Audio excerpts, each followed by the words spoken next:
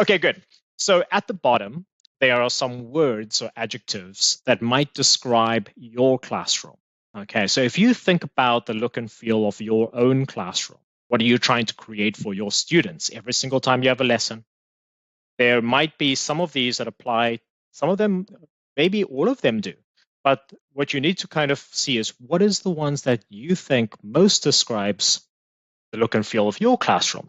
So let me just go through a couple of things to give you an example. Okay, so I'm going to start over here.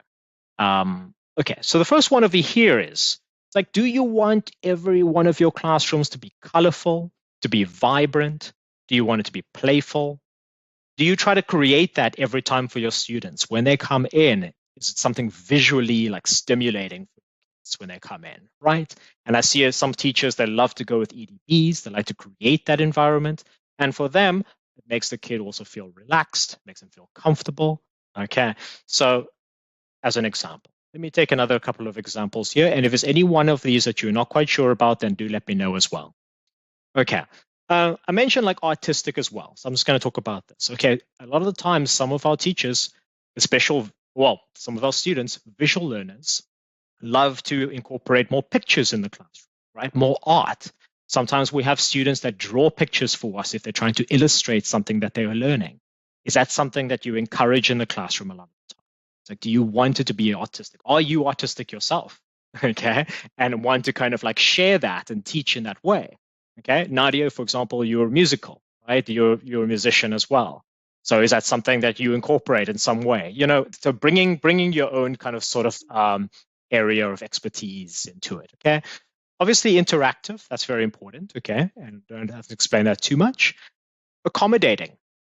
Okay. Do you make room for, are your lessons flexible? For example, if they want to show you something in the lesson that's of interest to them, they did something at school. Do you make time in the lesson? Like, okay, let me spend a bit of time talking about this and maybe find a way to bridge that to a topic that we're talking about and then find a connection there. So how accommodating are you to the students, right? Do you change your lessons as well according to the individual student's learning type? Okay. Student-centered.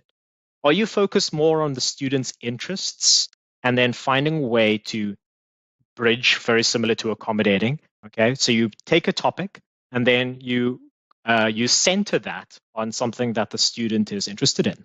Okay. So how often do you do that? How resourceful are you? How much information do you use? Visuals, other reference pictures, and all of that to illustrate a point? Or do you just rely on the PDFs, the slides every time?